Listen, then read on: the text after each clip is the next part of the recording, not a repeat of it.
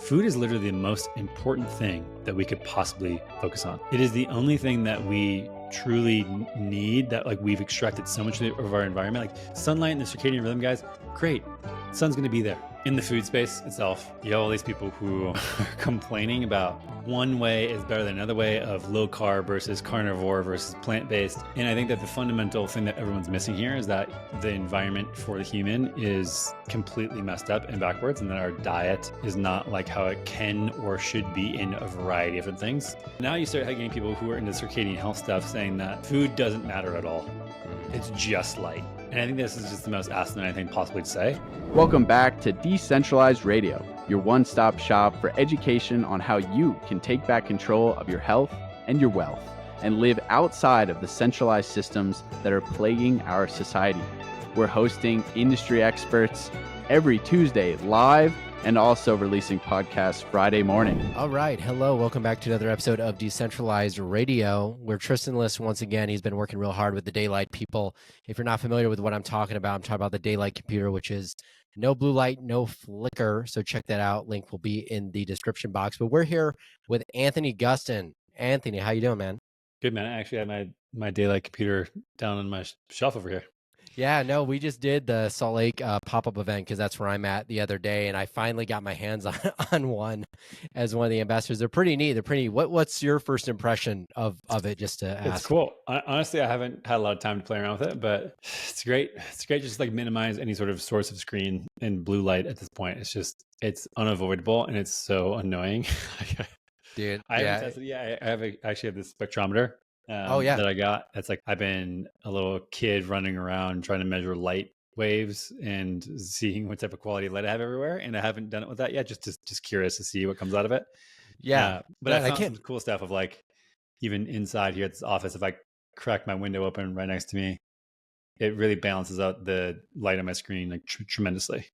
No, it's huge. In fact, like one of the things I'd love to do if it's not windy is I love to take these pods outside just because it's so much more well lit than down here in the freaking the desolate basement that I'm in. But it's interesting. Yeah, we took a spectrometer and we looked at a standard iPad compared to the blue light screen, and that was kind of a fun comparison to do for the people at the event. So I think it's a good move. I'm hoping they make monitors, because I think a low barrier to entry for people that don't want to switch from a PC or a Mac to a different computer as they build and actually make laptops is like, if they can make a blue light free monitor screen, I'd be all over that in a heartbeat. It's a no-brainer. Yeah. So we talked about that a lot because I was like trying to get through to them, like, do this. It's low margin. It's very accessible. I think people will be into that, even if they know nothing about their circadian stuff. One thing I wanted to ask you actually straight up was, a couple months ago, you spent some time in Costa Rica just soaking it in. I wanted to hear about your experience down there, because I've run some sort of N of 1 experiments of just like changing my environment, changing my location, trying to like re-up in the winter, just changing where I'm at instead of being at the 41st latitude. I wanted to know, because we had a few other people on the podcast do a very similar thing. Did you notice any systemic differences, like with your energy, just like overall vitality, or just how you're feeling when you were down in Costa? Yeah, it's weird. I mean, I feel like I have my environment pretty dialed in. I'm at the 45th north latitude, so not far from you. It was shocking how much more energy I felt throughout the day. The only things I've really dialed it to, because I eat very local, very seasonal here. My EMF environment is very dialed in. It's like very low. So I don't think that was an issue. Actually, I think that, and I didn't have my meter with me, but the Airbnb we were at, for example, had 3 different Wi-Fi's just in case power went out and stuff. So there's stuff like that. And I didn't turn them off. It wasn't anything like that. And the neighborhood I'm in is like edge of Bend. There's not much going on over here.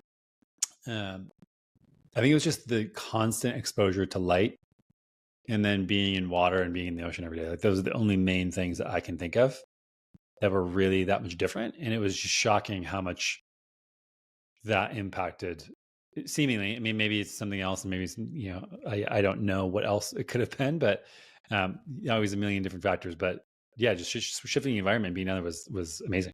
Well, I know for me, ever since I started, I basically flipped through breakers. I got a button from EMF Safe to turn off the electrical current to my bedroom specifically. And then, turning off the Wi-Fi, obviously. But I've noticed since doing that, like my sleep has been insurmountably better. And I always thought I was a pretty good sleeper. I've never, very rarely woken up to pee in the middle of the night, never really woken up. I always would wake up feeling kind of groggy, not like all with it. But ever since I've been doing that the last couple months, I wake up right when the sun's starting to peek over the mountain and I feel freaking great. So that'd be interesting because I had a very close coworker go to Costa for like 6 weeks in January, February to kind of escape the gloom here in Salt Lake, and he loved it. So it's not, there's something about, I think you could agree, it's just simply getting back to that connection with your natural environment. It's actually very simple. You had a really profound tweet, I thought, the other day. Very simple tweet, very impactful words that were fake food, real problems, fake light, real problems, fake work, real problems, fake friends, real problems. And to me, that freaking encompasses like everything anyone needs to know. Like, you don't need to comment 1,000 things in an IG live to me that I've seen 1,000 times over. Like, look at that tweet and just have those dots connect for yourself in your brain. Where on you are of your hierarchy of inappropriate stimulus is, do you rank things like your electromagnetic environment, your food environment, your social environment? How do you rank those for your own well-being? Because I know you've sort of gone through your own gamut of stuff and it evolves over time. But I think obviously food's a lower barrier to entry for people to understand. I mean, everyone loves food, but if you had to rank those for yourself, how would you kind of measure that? I just want to preface this by saying that I am a very strong believer that every individual has a very different response to stimuli. And what's kind of frustrating to me is that in the food space itself, you have all these people who are complaining about or talking shit to each other that one way is better than another way of low carb versus carnivore versus plant-based. And I think that the fundamental thing that everyone's missing here is that the environment for the human is completely messed up and backwards, and that our diet is not like how it can or should be in a variety of different things. And I think that it's been demonstrated that humans can eat a multitude of different things. And so like, I don't think that just carnivore will be the best thing for everybody. But now you start getting people who are into circadian health stuff saying that food doesn't matter at all. It's just light.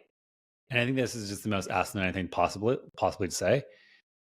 Everybody has a very different makeup around the things that led them astray with their improper human environment. So much that everybody has their own path back to health or vibrancy, or what I like to term like human wholeness. I think it's a very different thing than people are always achieving this peak state of health. I don't think we really need to manage about health. I think if we start restoring some of our natural environment, we'll get there. As far as how that works for me, I try not to think about it as far as like what is going to give me the most quote unquote bang for the buck. I just try to follow my interest levels.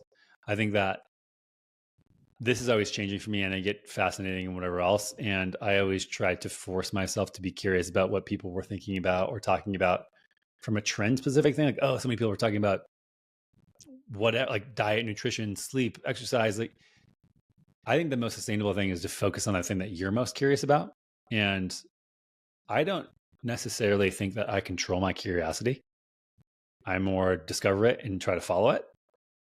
And so that's just how my focus evolves over time, is just whatever I notice being curious about. And last year for me, it was really getting into light and going deep down that rabbit hole. And yeah, so it's always changing. I think that it's switching more towards the importance of relationships and communities. And I think it's vital. I think that so many things we try to think about our own individual physical health. What are the inputs into my body? That's what are the outputs for my physical health, and how do I feel? And I think that at the end of the day, we're a very interconnected being, and how we relate to others and how we exist in communities is vital to our experience as a human. I totally agree. And I'm actually so thankful you said that. I've interviewed enough people now that I get frustrated whenever we sort of go down a bandwagon of sort of groupthink in just sort of one cherry picked section, whether we're talking about like plant-based propaganda, whatever, and just sort of going down that rabbit hole. And then we give like the black and white solution. To me, that doesn't make us any better than the conventional way of thinking of a pill for an ill. in the sense of I believe everything is affecting everything all the time. And like you said, there's this very individual experience. Like for me, autoimmune background, I work with autoimmune patients as an NTP. I can't tell you that the 80 plus people I've worked with in the last couple of years all do exactly the same thing to get better XYZ, even people with the same condition as I did of TSHES small fiber neuropathy. It's sort of that finding the quirks that work for them and sort of going down that hole. I know you sort of went through interesting bouts with mold. That in and of itself is sort of like the weird buzz community that I see going on right now amongst, like you said, the circadian stuff. And I just see people who do meaningful things or are trying to be helpful, but they're going about it maybe in a less 50,000 foot view manner where you're sort of cherry picking one problem as the entire solution, where it may be in that person's hierarchy of needs in the moment that you need to address, but it does evolve over time. And actually, you may agree with this to an extent as well. To a degree, I feel like health has become simplified the healthier I have become, because I just sort of innately know where I'm supposed to be at in space with those inputs that you mentioned. Food, like you said, is another gripe I've had with people in the circadian space of they say doesn't matter at all. And it's like, I'm sorry, I have yet to see someone completely go off and just eat Oreos besides Nick Norwitz and do extremely well.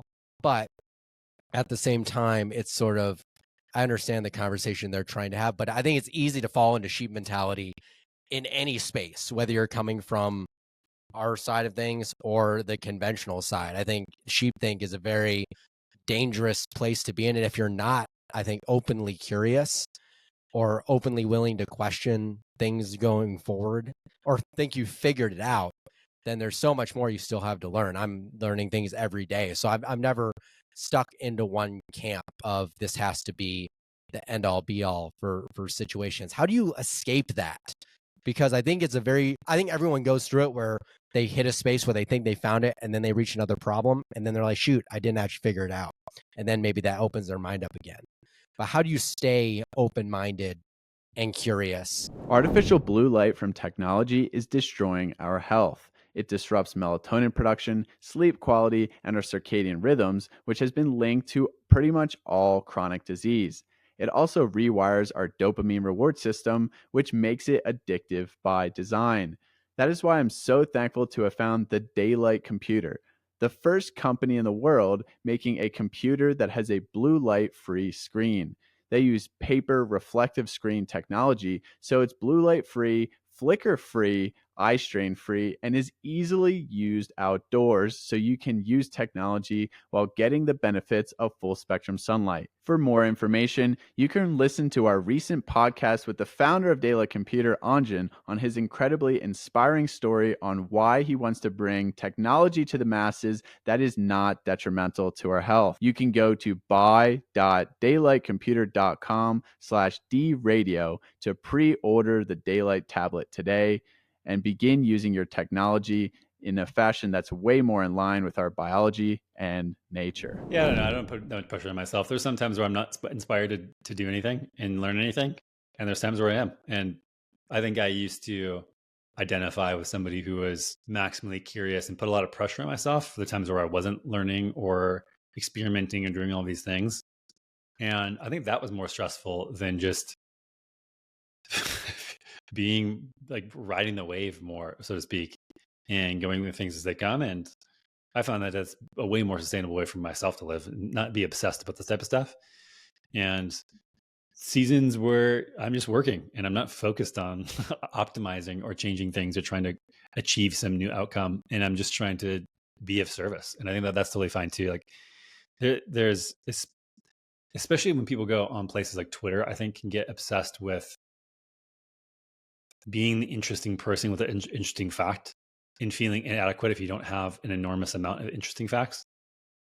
And I think that just like boils down our existence to like really boring places. And I'm more excited about living and enjoying life and contributing in more ways than just that. But at the same time, like That's what I said before. Like just following my curiosities when they're there and not trying to force them or not has been the biggest thing for me that's been sustainable. No, I mean, I definitely agree. And I've sort of found myself in that pattern too, of you sort of go through this meandering pattern of you have moments of inspiration where you want to push for whatever, garnering certain amounts of knowledge. You find a topic that you find interesting, you kind of dive into it. And then there are times where doing nothing seems appropriate. And I think it's sort of leaning into that, I mean, I've gone back to my entire purpose in life is just to be human, whatever that means for me. And I think that's what does that mean for you? To me, it means, to me, it's sort of gone back to inevitably forming relationships that I find valuable and bring me joy and happiness. That's sort of been my human journey that I'm on now, because for a long time, I think being in a space of, you're sort of this, in a sense, sort of an outcast from maybe friends and family you've had in the past, and you're sort of going down rabbit holes that aren't generically interesting to, I don't like calling people normies, but those folks that are not in the space.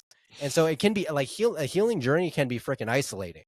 And so I've been trying to sort of be more involved in my local community, whether that's like getting a booth and helping people out at the farmers market here, for a ranch that I really like that's local in Ogden, Utah. And that's sort of been my journey at the moment. But to me, I think rediscovering nature and just spending time away from the city is what has made me feel more human than being stuck in the idea of what I thought the American dream was, which was you grow up, get an X education, go to college, get for me, like a high performing degree in whatever, get a job that pays well, then work till I'm burnt out at 65 or whatever the new retirement age is, and then enjoy my life then. I sort of realized early on when I got sick in my early 20s that now that was going to be harder. And two, I don't even know if I really want that in the first place. So it's a racket, huh? It is a racket. And that's why I think what you do is amazing, because you have your hands in all these things. You have equipped foods over here. You have just your past history with sports medicine. And so you just have all this experience. And so I'm sort of in the same mindset of you. I'm sort of just letting the chips fall. And I've always had this fundamental belief that things are going to happen, and they usually tend to work out. At least that's sort of my optimistic point of view. And so I don't try to force interest. I just sort of let it come to me at this point. And that sounds kind of like a lot what you're doing with your work and just personal experience as well. Yeah, it's the way. I mean, I think that it's easy to say that when you're not ultra stressed about being aware of these dynamics of being born into, especially the US and Western culture, where a lot of people don't realize this until they're neck deep in an enormous amount of debt and are stressed out and don't have the skills to get higher paying jobs. It can be a really terrible place for most people to be. And so it's not easy to just say, oh, just go with your interests if you're sick and stressed and have to like figure out where your next meal is going to come from. That's a terrible spot to be. Yeah. And actually that sort of brings up a thought that I like to bring across most people that I interview. And that's when you're in sort of the heat of that, which are generally like people I'm sure you've worked with in the past, people that I work with currently, where that is the predominant heat of the moment, is like, I got to get better because I can't imagine the rest of my life being this way with whatever autoimmune condition, whatever is going on. How do you move through that and come out on the other side? Because it seems insurmountable until, at least for me, it was sort of over. But I think a lot of what helped me was sort of letting go of putting that pressure on myself of having to get better, and just sort of like letting my body do what it needed to do. And actually, I found getting out of the way was actually very helpful for me. Being too proactive actually was a detriment. But I don't know if you have any advice for people that are in that are trying to work through it, that are worried about those things. Yeah, I think that acceptance is a really key part of it, like you're talking about, around not trying to force things as much And just taking reality as it is and being honest about where things are at, I think is a really key part of it. And this is where I think things like community, religion, other aspects that were vital to most human cultures forever and are gone missing is almost more tragic than how poisonous our food system is now. Because when we were sick, we used to be able to deal with it in a community and in a more spiritual way and have less fear about being sick and less fear about dying. And now those things are so crushing. And I think most people, when they get, I mean, me included, when I was younger and even going through this mold experience, having to deal with so much fear around never feeling better again is very stressful. And that, I think, can be one of the biggest impediments to action and to your body doing anything about it in the first place. So like finding some good friends, like getting some spiritual practices in tow, and like in combination of those, having acceptance of the situation is easy to say, hard to do, but I think can be a very powerful aspect as far as like hitting a sort of rock bottom if you're talking about somebody having a certain health condition that's really challenging to get through. If you're a health conscious food consumer who's also very active, you know how big of a struggle it is to find a bar that is both convenient and nutrient dense. That's why I was so excited when I discovered the Alpa Bar. The Alpa Bar is a meat based bar that contains only simple ingredients: 100% grass fed beef, tallow, and honey, and is both nutrient dense and convenient and packs a caloric punch of over 300 calories. For me, this was a game changer and is now the go to snack and fuel source I use when I'm hiking, camping, hunting, skiing, or doing anything in the outdoors and I don't have the resources to cook a full meal. The Alpa Bar is made proudly in Colorado and only uses locally sourced meat. JJ and Rob are also extremely based and accept Bitcoin for payment. I highly recommend you check out the Alpa Bar for any time you need a nutrient dense and convenient snack on the go. Check them out at eatalpa.com and use code DRadio5 at checkout to get a 5% discount. And if you pay in Bitcoin, you can get an additional discount on top of that. That's eataupa.com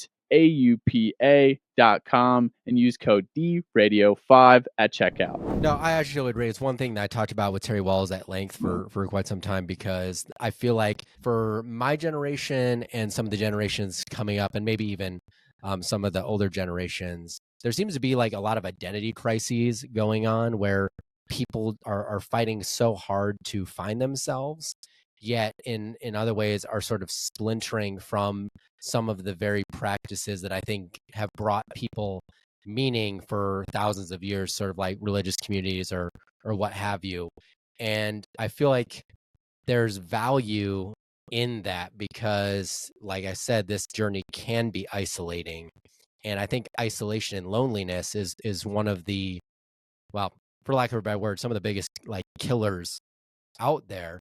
I mean, I've never seen young people so connected yet disconnected from other people. And we live in a time where we don't need to talk to other people to, quote, have connection. I mean, in fact, I know many people that actively avoid interaction for the very anxiety that they think interaction brings, whether that's just simply ordering food at McDonald's. They will order it mobile, or they'll go to the kiosk and never even interact with anybody. How do you feel like that with this sort of technological evolution that we've been on that's sort of exponentially growing? I feel like there's this fear for me of my generation and future generations of this sort of disconnectedness that is going to be hard to reclaim without a lot of meaningful change. And maybe I just need to give up on helping the masses and just focus on the 5-10%. But I see it everywhere, especially like with my generation, that I actually don't relate to my generation very much, like just on a normie level. So How old are you? I'm 28. Yeah. Just turned 28. Yeah,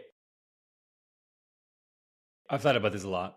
I also don't like the way a lot of the culture direction is going. There's two possibilities. One is that we have a reflexive thing, and we see this throughout culture where when there's one dominant narrative, different people create a group, and then that group grows in response to what's going on. The other option is that this way subsumes everything, AI, VR, AR, et cetera, takes over, and we all go into that. I think that if in the worst case scenario, that's bound to collapse at a certain point anyways.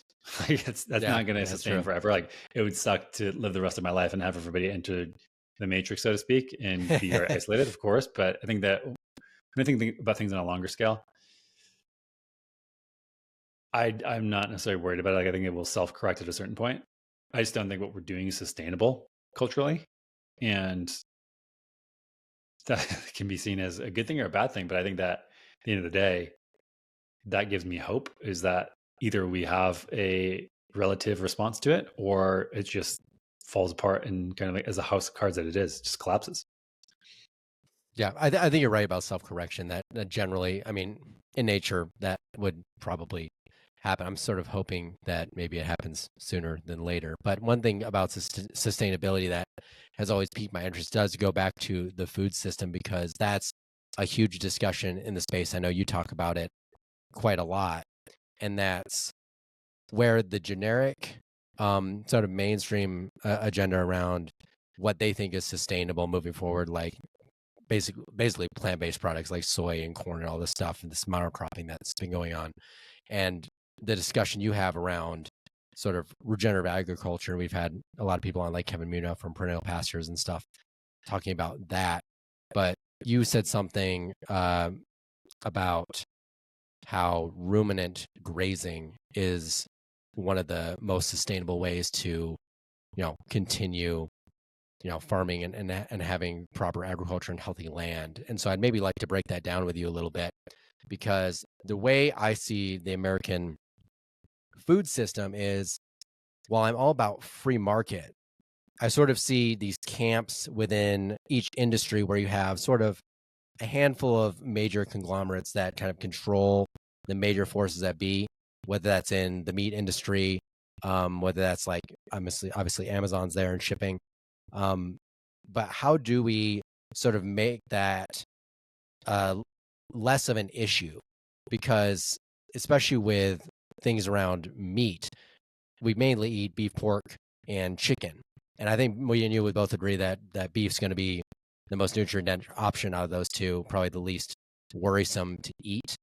But like, how does one make something small scale, large scale in a more regenerative fashion? Because I'm for all the hyper local eating and stuff like that.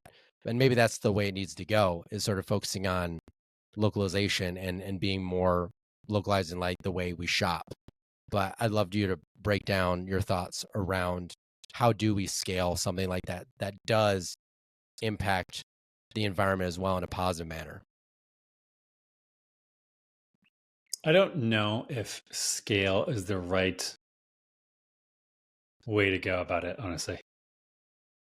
I don't know if it's the right way to frame the question, because if you're trying to optimize for scale from the beginning as the main priority, number one, you will end up with a very centralized monolith sort of corporation owning things. And that doesn't do good things to our food system, as we've seen. I was just in Australia building up the supply chain for this new business that I have called Lineage Provisions that I launched with my friend Paul Saladino. People will know him as Carnivore MD. And we currently source with a bunch of different small farms doing regenerative agriculture. We do meat, liver, heart, salt, vinegar, and that's it in a stick. We do air dried, so it's nothing weird, nothing processed, no citric acid, no lactic acid, no celery juice, none of this weird shit. And I'm building up the supply chain. And we went to Australia, and the reason why is that their farming standards are actually like 40 years ahead of the US, believe it or not. And looking to onboard some new farms. And in the south of Australia, I was shocked at how incredible their farming standards are. Every small farm there was a family farm, and they have basically a co-op down there. Tasmania and South Australia. And they're like 200 to 1,000 acres. They're all run by families. That is a very resilient system that if like anything disrupted, like during COVID, for example, they were totally fine. No issues. The community was great. No problems at all. So we have a choice to work with people like that. And it's, again, like a co-op. However, they've been doing quote unquote regenerative agriculture for 100 years. And they're actually failing some of the regenerative certifications because to meet the standard for some regenerative certifications, you have to have an increase in things like soil biodiversity, soil carbon, things like that. And these people have been doing peak farming for 100 plus years, have been doing rotational grazing and regenerative agriculture. So their lands are regenerated. They don't have a lot of delta to gain. And so we're not necessarily improving much land, but it is already peak ecosystem. In contrast to that, I went to the north of Australia, where there's an enormous corporation, owns 15 million acres. And they have 250,000 head of cattle. And they have 75% of those cattle currently being going into feedlots. They want to switch that as much as possible into grass-fed and regenerative programs. Are you looking to get the benefits of grounding and earthing, but really just can't be barefoot all the time? Yes, you know what I'm talking about, right? Absorbing free electrons from the earth, improving your circadian rhythm and blood flow and vitality and redox. And that is why I'm excited that this show is brought to you by Rhizal Shoes. Rhizal Shoes are, in my awareness, the only non-sandal grounded shoes. They have slip-ons and they have cool boots as well with laces that are not only grounded via a copper plug, but have leather outsoles made with water buffalo hide. So they're all natural. They are grounded and they're barefoot and minimalist with a wide toe box. This is imperative for foot health, and it's really going to keep you connected in a modern lifestyle setting so you don't have to walk around barefoot all the time. I love them in the winter time. I can wear socks with my slip-ons and not be freezing cold trying to be grounding. You need to check them out, folks. Rhizal Shoes, RHIZAL.co. Rhizal.co is their website. Use code DRadio at checkout for 10% off and get your shoes, get grounded, get connected, and improve your health. Now, as a business owner, and this is the whole point of why I got into this, is how do I provide a healthy product to consumers while also fixing supply chain and farming issues in the back end? What is better philosophically? I don't think there's any right or wrong. I think there's just personal things, personal determinations. But I have to now make the decision of, do I work with an enormous corporation to put more acres of land under regenerative management, or do I support local family farms at scale? And this is, I don't think there's a right or a wrong, and I think we need both. But this is a very interesting conundrum of, do I help a $1 billion corporation get richer and incentivize them, meanwhile helping transition a fuckload of cattle over to regenerative management and a lot of land under? Or do I work putting money in the pockets of people who are literally doing the farming on a person-to-person basis, family to family, land to land? And that's where I feel more ethically drawn. That's what feels right to me when I'm on that land.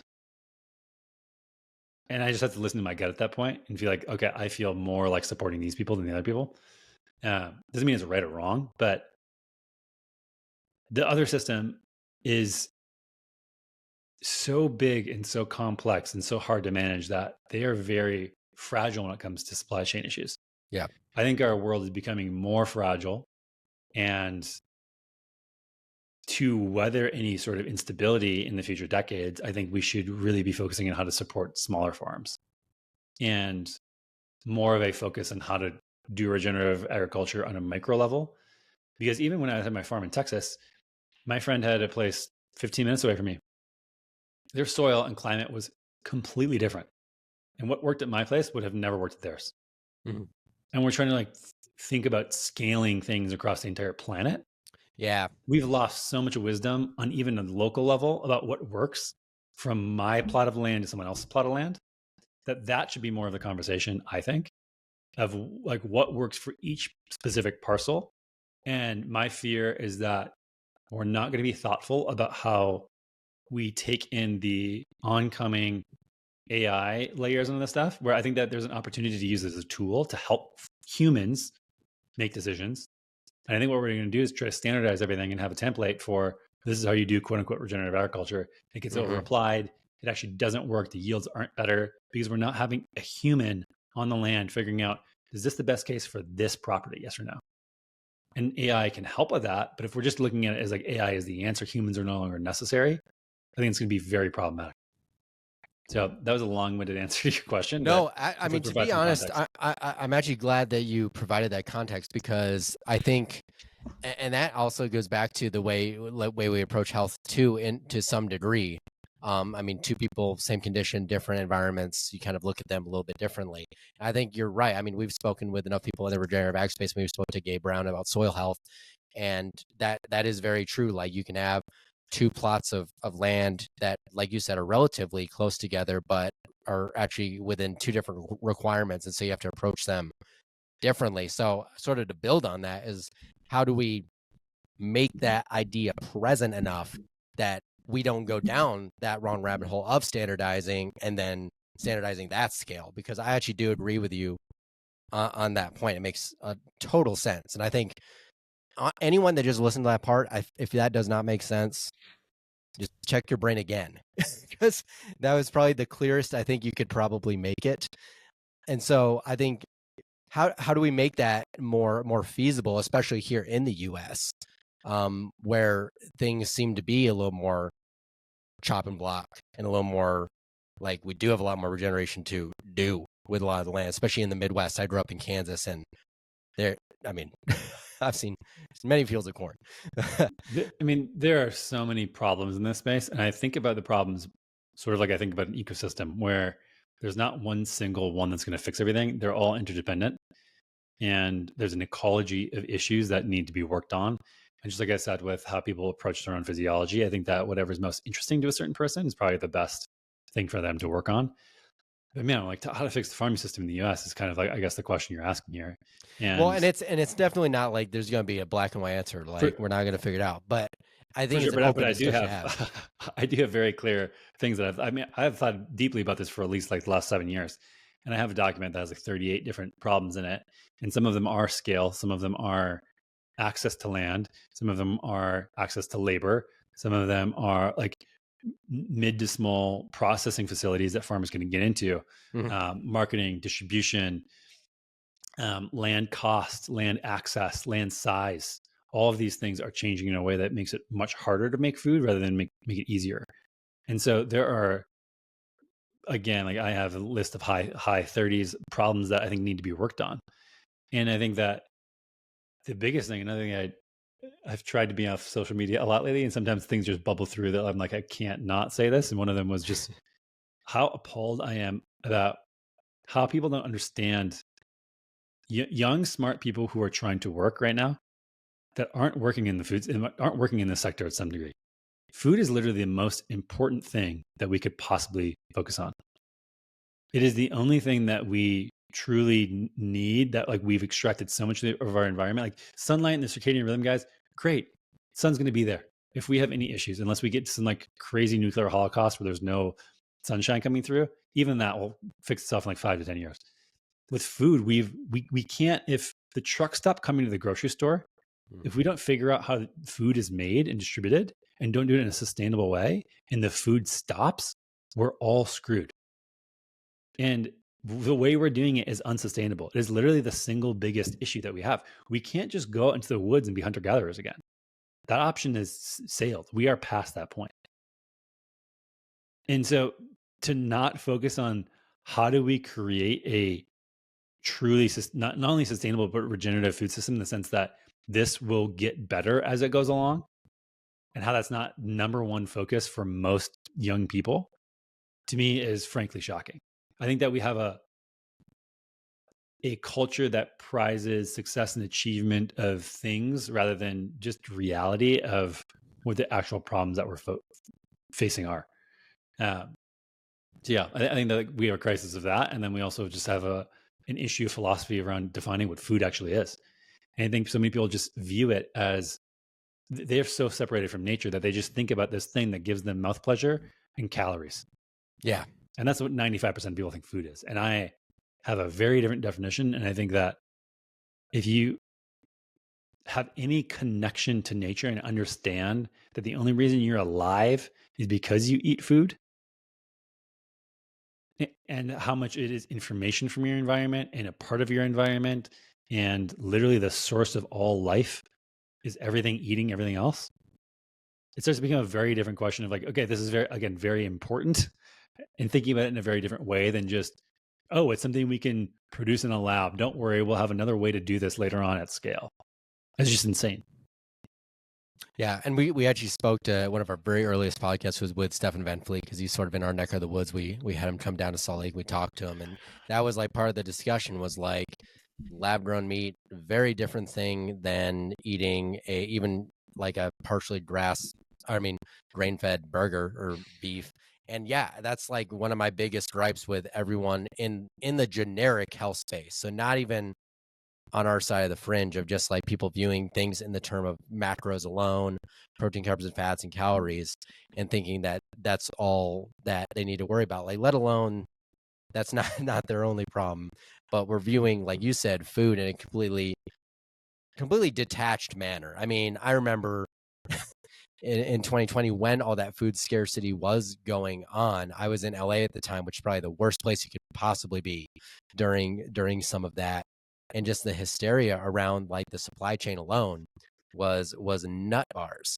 And so when you think of those heavy hitter things, you have that list of just dozens and dozens of problems. You mentioned some of those things already. What do you manage as like sort of being the top, maybe one or two problem children, and then maybe ways to view them that we can sort of change this narrative? Because it will take collective effort, which I think is something that you're doing very well on your side, but got a lot of ways to go. There's so many, issues along the road.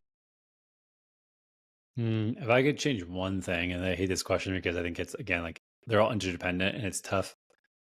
I think it's people's individual separation from nature. I think that people just spent time at a farm or in the woods for longer than an hour,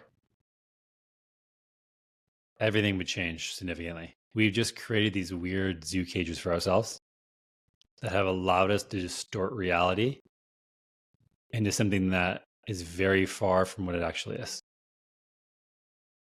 And I don't know how you've solved that problem at scale. I really don't. And I don't think that that's even the right way to go about it. But if I could fix any problem, it would be that. It would be people's just observation. Like, take the fucking device out of someone's hand and like put them in the woods and have them watch something die and have them observe a forest floor where everything grows from death and decay, and seeing the impact of ecology when one thing gets disrupted, then what happens on the other end of it. It's such a powerful thing. And I think this is changing a little bit because the degrees got bastardized, but in the past it was people didn't take anybody seriously who wrote a book that didn't have a publisher. They didn't take a doctor seriously who didn't have a medical degree and board license. I don't think people should take anybody seriously who talks about health, nutrition, or especially sustainability in food systems, who has never been on a farm for longer than an hour. Like, how could you possibly feel educated to give any information, reading studies or whatever, when you've literally never participated in the act of growing food?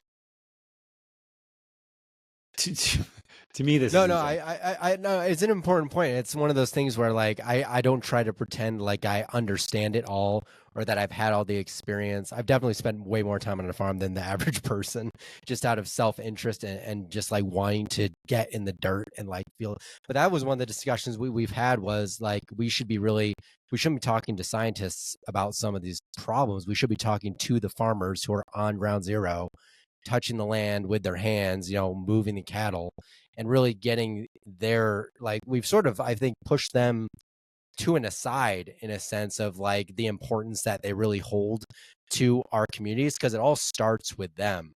And it's we almost show them a complete lack of support in sort of the modern realm.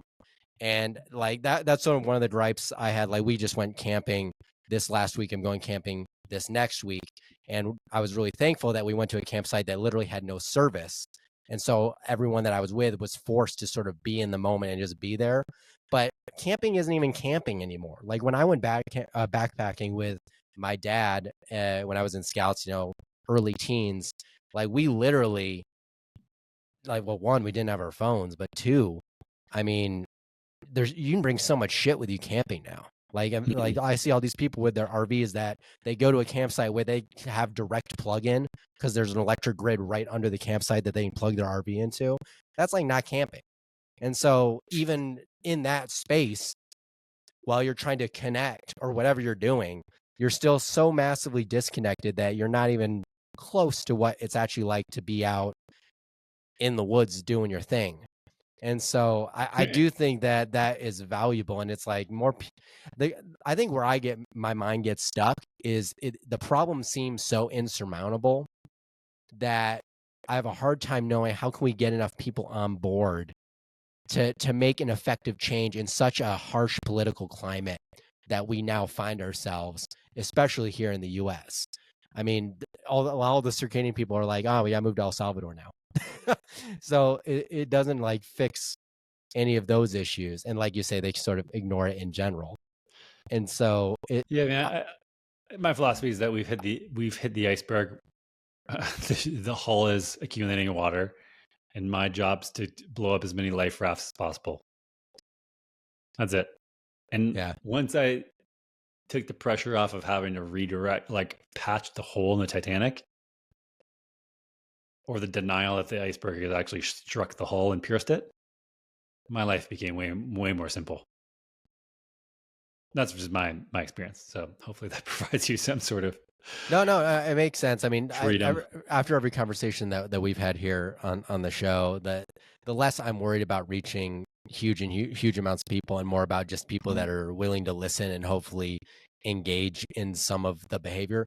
One thing I would sort of love to pick your brain about, because you do know a lot more people personally in the space than maybe I do or the audience knows, is I found at certain events that not everyone lives the words that they preach. And that's one thing that I've sort of always admired about your work in general, is I think you truly do strive to follow the principles that you've discovered for yourself. And so I find it a little disheartening that some of it is just a show and for business, and I'm all for making money. But I think, like you said, I feel like the mission sort of outweighs the need for personal gratification. But I find that that's what brings, to at least the mainstream view, a discrediting of things that you try to do are those sort of bad apples in the group. And so I don't know how do you sort of overcome those things? Probably just having genuine work. Yeah. But, what's the question? Oh, the question is, when you have a bad apple in, let's say, the community that does bring discrediting to sort of the movement that you try to move forward, whether that's within regenerative or health in general, how do you as a community move forward to continue that movement in a positive light and not it fall out like a fad? For like example, people following diet per se. Like, I think there's a lot of people in the carnivore space that do a lot of good, genuine stuff, but then there's some that sort of their negative presence outweighs the mission. And so how do we keep the mission moving forward? Yeah, the first thing I do is meet any interaction with them and remove them from my reality. That's the best, is like, I don't like to have any negativity going on typically. I already have a predisposition towards like anger and negativity and depression myself. And so like, I don't want to surround myself with any of that energy personally. But I'll just like stop trying to convince other people of what I think and just try to share about what I think and talk passionately from what I care about. And hopefully that's enough to give people enough information. And I think like having actual connection is another way to like sort of pierce through that type of stuff. But yeah, I don't know. I'm not trying to change anybody's mind anymore. I think that was a period of time where I was in that space and driving myself absolutely nuts. At this point, like I'm curious what other people are fired up about, and I try to share what I'm interested in, and that's pretty much the game I'm playing. No, I mean, I think that's probably the best place to be. Definitely want to be mindful of your time. We're kind of coming at the top of the hour here, but I definitely want to point people to any of the work that you're doing. So anywhere you would like to shout out for people to go follow or check out. I know you got a lot of different hands and a lot of different honey pots. So pick and choose, I suppose. Yeah. You can find any of the stuff that I'm working on my website, dranthonygustin.com. And then I think that's my name at every social media profile. So I'm most active. I'm actually not really active on anything anymore, but I have a podcast called The Natural State. And then maybe Instagram, maybe Twitter randomly. I have stuff on there. But if you send me a message on any of those platforms, I typically check once a week and get back to whoever responds to me. So try to be in contact and try to be supportive as much as I can. And yeah, just appreciate you having me on. Cool, dude. I appreciate talking to you. And thanks for everyone for listening to an episode of Decentralized Radio. Catch you in the next one.